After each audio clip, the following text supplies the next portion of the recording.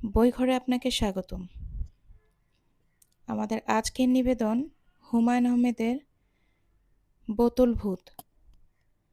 আজ তৃতীয় পর্ব। জ্যৈষ্ঠ মাসের শুরুতে এক দারুণ ব্যাপার হলো।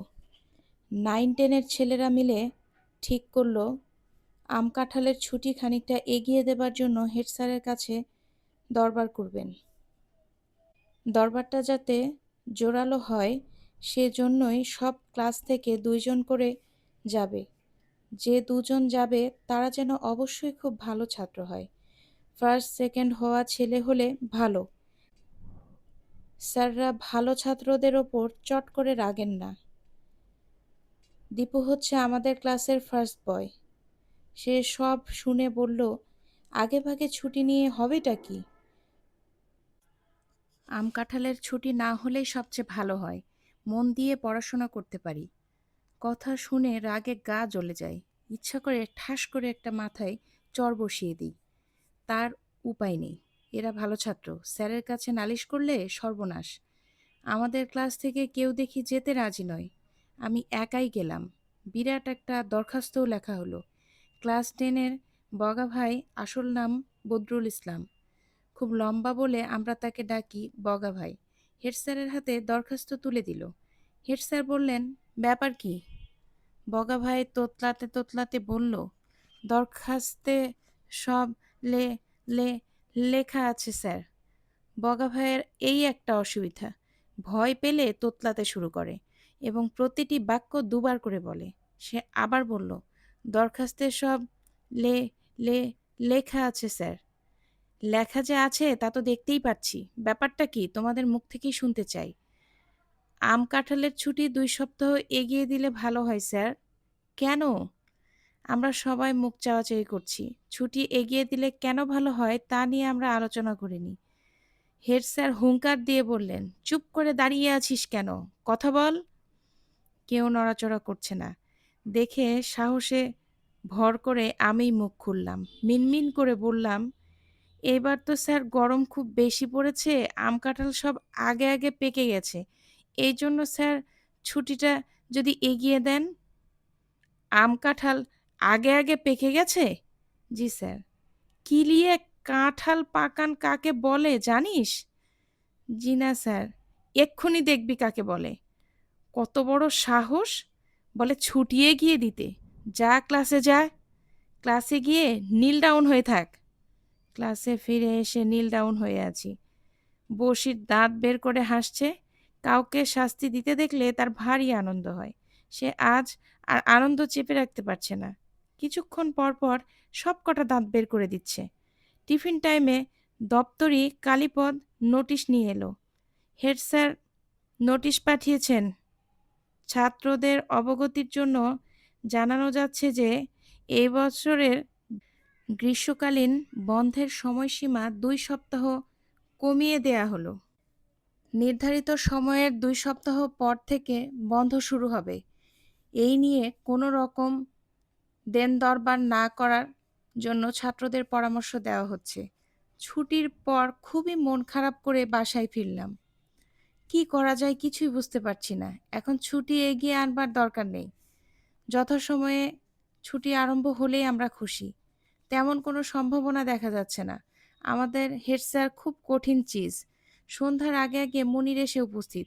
সেও ছুটি কমে যাওয়ায় মন খারাপ করেছে। এই ছুটিতে তার মামাবাড়ি যাবার কথা। ছুটি কমে গেলে আর যাওয়া হবে না।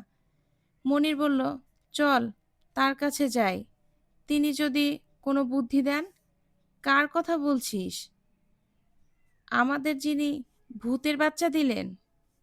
ওই যে রবীন্দ্রনাথের মতো দেখতে। উনি বুদ্ধি দেবেন কেন? দিতেও তো পারেন। আমাদের কথা তো উনি শোনেন। শোনেন না? চল যাই। আমরা কেন জানি মনে হচ্ছে উনি হেড স্যারের মতো রেগে যাবেন। সব বড়রা একরকম হয়। তবু বলে দেখি। বুড়ো ভদ্রলোক দাড়িতে হাত বোলাতে বোলাতে আমাদের সমস্যা শুনলেন। তারপর বললেন, অন্যায়, খুবই অন্যায়। ছুটি কমাবার কোনো রাইট নেই। বাচ্চা ছেলেগুলোকে সারাদিন স্কুলে আটকে রেখেও শখ মিটছে না। এখন আবার ছুটি কমিয়ে দিচ্ছে। রবি ঠাকুর বেঁচে থাকলে খুব রাগ করতেন। আমি বললাম, এখন আমরা কি করব বলুন? ভূতের বাচ্চাকে বলা ছাড়া তো কোনো পথ দেখছি না। আমি অবাক হয়ে বললাম, ভূতের বাচ্চাকে কি বলবো? তোমাদের সমস্যার কথা বলবে, কবে থেকে স্কুল বন্ধ করতে চাও এটা বলে দেবে, তাহলেই হবে। কি যে আপনি বলেন, কি যে আমি বলি মানে, এক চড় লাগাবো, বুঝলে? যা করতে বলছি করো।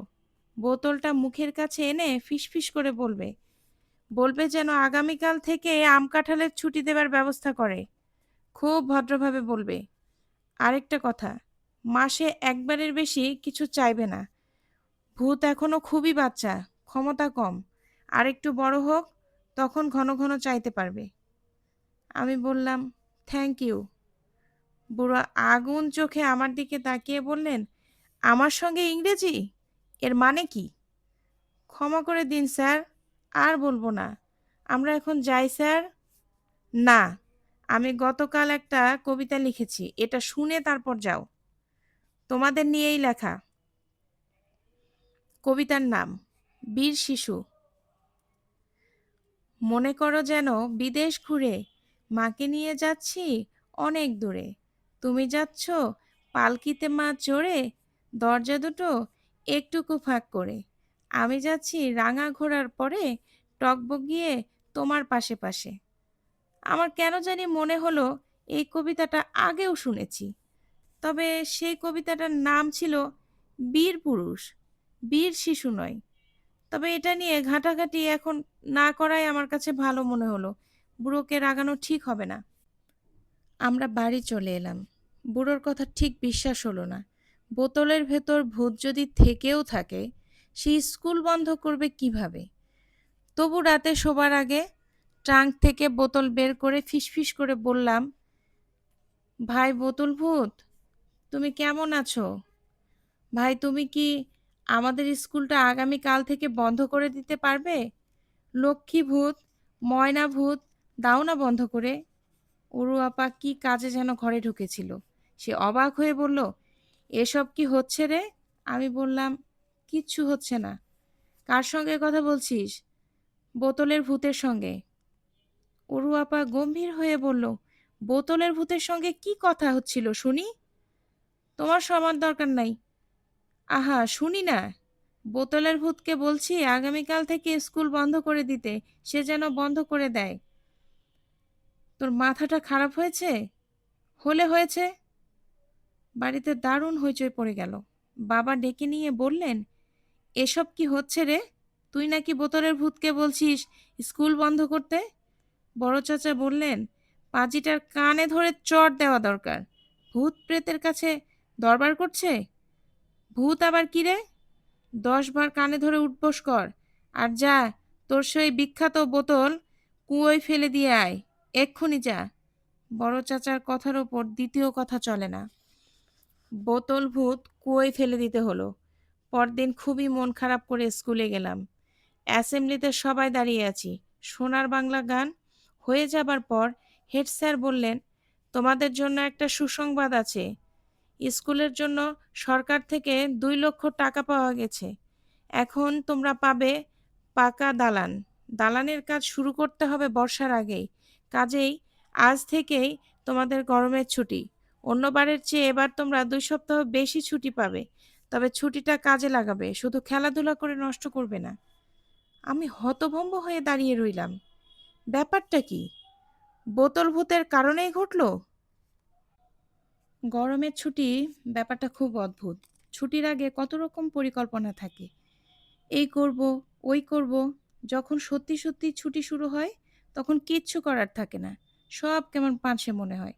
এখন আমাদের তাই লাগছে। স্কুল ছুটি, কত আনন্দ হবার কথা, কিন্তু কোনো আনন্দ হচ্ছে না।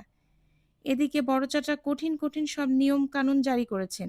যেমন আজ সকালেই বললেন, ছুটিটা কাজে লাগাবার ব্যবস্থা করো। পাটিগণিতের সব অঙ্ক শেষ করে ফেল।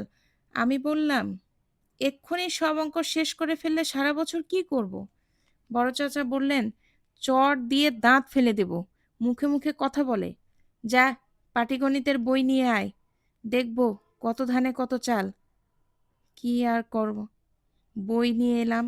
বড় চাচা চট দিয়ে সত্যি সত্যি দাঁত ফেলে দিতে পারেন।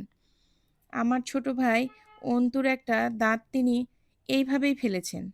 অবশ্যই সেটা ছিল নড়া দাঁত। এমনিতেই পড়তো, চর খেয়ে দু একদিন আগেই পড়ে গেল। বড় চাচার নাম ফাটল। তিনি সেই দাঁত ডেটল দিয়ে ধুয়ে হরলিক্সের একটা খালি বোতলে ভরে নিজের ঘরে রেখে দিলেন। বোতলের গায়ে লিখে দিলেন, চট দিয়ে ফেলা দাঁত, দুষ্টু শিশু সাবধান। বড় চাচা হুঁকো টানতে টানতে সারা দুপুর আমাকে লসাগু এবং গসাগু করালেন। কুৎসিত সব অঙ্ক, গুণ দাও, ভাগ দাও, আবার গুণ, আবার ভাগ। কি হয় এসব গুণ ভাগ করে? পৃথিবী থেকে অঙ্কটা উঠে গেলে কত ভালো হতো। লসাগু গসাগু করতে করতে একবার ভাবলাম, বোতল ভূতকে বলবো, ও ভাই বোতল ভূত, লক্ষ্মী ভাই, ময়না ভাই, তুমি পৃথিবী থেকে অঙ্ক না বের এই খারাপ জিনিসটা দূর করে দাও। একদিন ভোরে ঘুম থেকে উঠে সবাই যেন দেখে অঙ্ক বইয়ের সব লেখা মুছে গেছে, সব পাতা সাদা, নামতা টামতাও কারো মনে নেই। তিন দুগুণে কত কেউ বলতে পারে না, এমনকি অঙ্ক স্যাররাও না। এক দুই কি করে লিখতে হয় তাও কেউ বলতে পারে না। অবশ্যই আমি জানি বোতল ভূতকে এসব বলে লাভ নেই, সে কিচ্ছু করতে পারবে না। তার উপর বোতলটা ফেলে দেওয়া হয়েছে কুয়োয়। বোতল ভেঙে ভূত কোথায় চলে গিয়েছে কে জানে। বেলা ৩টা বেজে গেল, তবু বড় চাচা আমাকে ছাড়লেন না। যখনই বলি, আজ উঠি চাচা, তখনই তিনি গম্ভীর হয়ে বলেন, কোনো কথা না, একটা কথা বললে চড় দিয়ে দাঁত ফেলে দেব। সেই দাঁত চলে যাবে হরলিক্সের কৌটায়। বিকেল হয়ে গেল। আমাদের ফুটবল টিমের ছেলেরা আমার জন্য উঁকিঝুঁকি দিতে শুরু করলো। তবু বড় চাচা আমাকে ছাড়বেন না। বড়রা ছোটদের এত কষ্ট কি করে দেয় কে জানে। তারা কি কখনো ছোট ছিল না? আমি বললাম, বিকেল হয়ে গেছে চাচা, এখন উঠি। বড় চাচা হুংকার দিয়ে বললেন, শুধু খেলার দিকে মন, কোনো উঠাউঠি নেই। তোকে দিয়ে আমি বৃত্তি পরীক্ষা দেওয়াবো। খেলাধুলো করে হয় কি? ফুটবল খেলতে গিয়ে হাত পা ভেঙে ঘরে ফিরবি, তার কোনো প্রয়োজন দেখছি না। আমি সারাদিন পড়বো? নিশ্চয়ই সারাদিন পড়বি। জীবনে উন্নতি করতে চাইলে সারাদিন পড়তে হবে। ছাত্র নং অধ্যয়নম তপ। আমি জীবনে উন্নতি করতে চাই না বড় চাচা। জীবনে উন্নতি করতে চাস না? না। বড় চাচা ঠাস করে একটা চর বসিয়ে দিলেন। থমথমে গলায় বললেন, তোর বেয়াদবির বিচার সন্ধ্যাবেলা হবে। সন্ধ্যাবেলা সত্যি সত্যি বিচার সভা বসল। বড় চাচা, বাবা এবং আমাদের প্রাইভেট স্যার তিনজন বসলেন তিন দিকে, আমি মাঝখানে। বড় চাচা স্যারের দিকে তাকিয়ে বললেন, হুমায়ুন সম্পর্কে তোমার ধারণা কি মাস্টার, বলো তো? স্যার শুকনো গলায় বললেন, ওর মাথায় কিছু নাই। বড় চাচা ঠান্ডা গলায় বললেন, মাথায় কিছু নেই এই কথাটা তো মাস্টার তুমি ঠিক বললে না। মাথায় ওর আছে গোবর, পচা গোবর। আমাদের স্যার সঙ্গে সঙ্গে বললেন, খুবই খাঁটি কথা বলেছেন, গোবর দিয়ে মাথা ভর্তি। বড় চাচা বললেন, তবে সাধনায় অনেক কিছু হয়। কবি কালিদাসেরও মাথা ভর্তি ছিল গোবর, মহামূর্খ ছিলেন। সাধনার জন্য পরবর্তীকালে হলেন মহাকবি কালিদাস। কি বলো মাস্টার, ঠিক না? একেবারে কথা ঠিক। কাজেই আমরা এখন দেখব সে যেন সাধনা ঠিক মতো করতে পারে। গরমের এই ছুটির মধ্যে হুমায়ুনকে আমরা ঠিকঠাক করে ফেলব।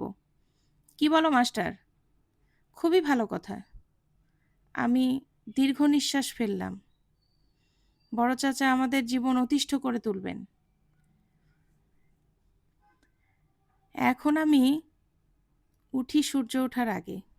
কিছুক্ষণ বড় চাচার সঙ্গে মর্নিং ওয়াক করে পড়তে বসি। সেই পড়া চলে 11টা পর্যন্ত।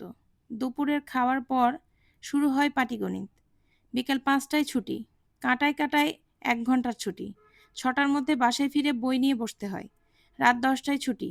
কি যে কষ্ট! রোজ একবার কুয়োর সামনে গিয়ে বলি, বোতল ভূত, ও ভাই বোতল ভূত, বড় চাচার হাত থেকে আমাকে বাঁচাও ভাই। কোনোই লাভ হয় না। ভূত হয়তো আমার কথাই শুনতে পায় না, কত নিচে পড়ে আছে, শোনার কথাও নয়। কিংবা কে জানে, হয়তো বোতল ভেঙে গেছে। ভূতের বাচ্চা আর বোতলের ভেতর নেই, থাকলে সে নিশ্চয়ই আমার কষ্ট দেখে কিছু একটা করত। এই রকম যখন অবস্থা, তখন এক কাণ্ড হলো।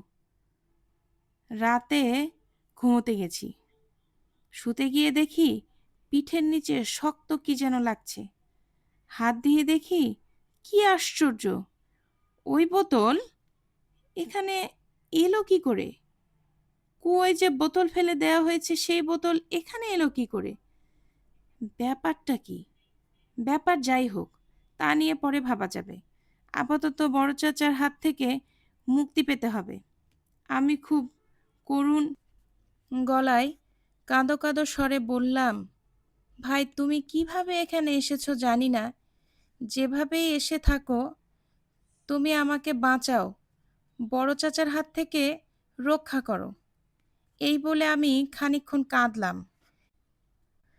এতে কোনো লাভ হবে ভেবে আমি বলিনি। তবু বলা তো যায় না, হতেও তো পারে। পরদিন ভোরবেলা বই নিয়ে বসেছি। বড় চাচা ঢুকলেন, গম্ভীর গলায় বললেন, চিন্তা করে দেখলাম ছুটির সময়টাতে ছুটি থাকা দরকার। রাত দিন বই নিয়ে পড়ে থাকলে ছেলেপুলে গাধা হয়। যখন স্কুল ছুটি থাকবে তখন তোরও ছুটি। যা, বই তুলে রাখ। আমি অবাক হয়ে বড় চাচার দিকে তাকিয়ে রইলাম। আজ এ পর্যন্তই। হুমায়ূন আহমেদের বোতল ভূতের পরবর্তী পর্ব নিয়ে খুব তাড়াতাড়ি আসব। ভালো লাগলে সাবস্ক্রাইব দিবেন, লাইক কমেন্ট করে জানাতে পারেন। গল্প শুনুন, ভালো থাকুন। ধন্যবাদ।